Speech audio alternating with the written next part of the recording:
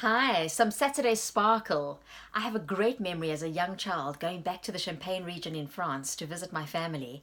And there was one uncle in particular who had the gift of building champagne towers. So he would stack glasses, not these flute glasses. We know that these or this glass is particularly good at holding in the effervescence and the bubbly of bubbly.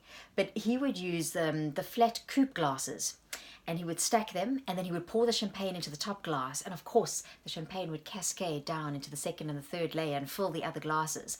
And I would just look up at him and like marvel at this. In fact, I think I'm going to do that on a video. I'm going to get hold of some of those beautiful old style champagne coupe glasses and do that.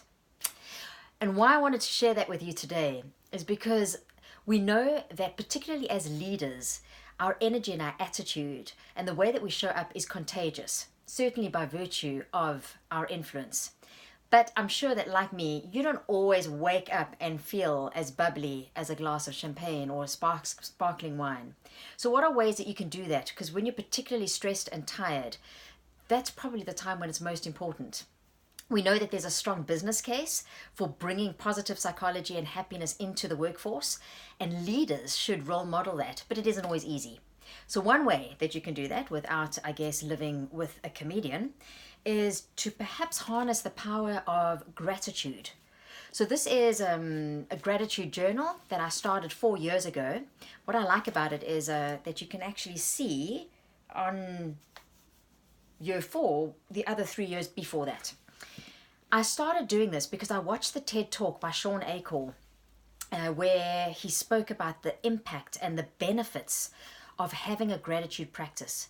So does Martin Seligman, who's called the father of positive psychology. The idea is that if you take a moment at each day, what works for me is to do it either at the end of the day or the start of the day. So I keep this book next to on my bedside table.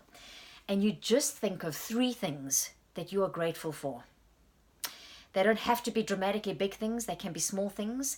The idea, though, is to, when you think about them, to just relive them for a few seconds or for half a minute so that you can actually experience who was there, what were you feeling, what was said. And that can help drive positive internal chemistry, and has been shown in some studies. If you're interested, please just drop me a comment and I'll give you some more details.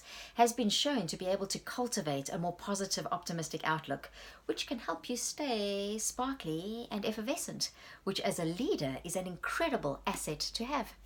So let me know if you have a gratitude practice in place, or if it's something that you're thinking about trying, or if there's something right now in this moment that you are grateful for. I would be grateful to see what that is. Please leave a comment below with this video. Sante.